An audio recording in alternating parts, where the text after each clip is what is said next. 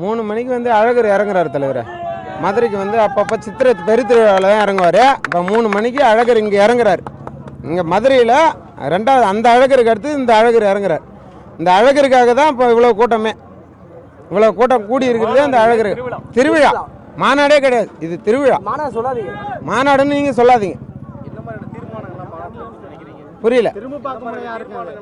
தீர்மானங்கள்லாம் தளபதி சொல்லுவாருங்க. தீர்மானங்கள்லாம் நாங்கள் சொல்லக்கூடாது, தொண்டர்கள் சொல்ல. அவர் வழியில் தான் நாங்கள் நடக்கிறோம். தீர்மானங்கள் தளபதி சொல்லுவார். அவர் வழியில், அதாவது தளபதி வழியில் நாங்கள் நடக்க போகிறோம். அதுதான் அவர் என்ன சொல்கிறாரோ அதை கேட்டு நடப்போம். அதை ஒரு இதில் சொல்லுவாங்க வேத வாக்குன்னு சொல்லிட்டு, அவர் வழியில் நாங்கள் அவர் என்ன சொல்கிறாரோ அந்த வாக்கை பின்படுத்தி நாங்கள் நடப்போம்.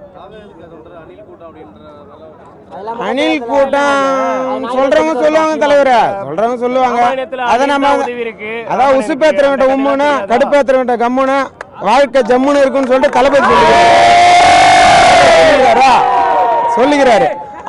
அதை பின்பற்றி நம்ம போயினே இருப்போம். அதை நம்ம வந்து சைடில் பேசுறவங்களை பற்றி எடுத்துட்டு போயிட்டே இருக்கக்கூடாது. நதி போல ஓடிக்கினே இருக்கணும். சொல்லியிருக்காரா, நதி போல நம்மளை வணங்குறவங்க இருப்பாங்க, நம்மளை வரவேற்கிறவங்க இருப்பாங்க, நம்மளை கும்பிடுறவங்களும் இருப்பாங்க. நதி போல ஓடிக்கிட்டே இருக்கணும், போயிட்டே இருக்க வேண்டியது. நம்ம வேலையை பார்த்துட்டு போயிட்டே இருக்காங்களா, அவங்க நடியில் மறிப்பாங்க, அணை போட்டு மறிப்பாங்க. நதியை மறிக்க முடியுமா?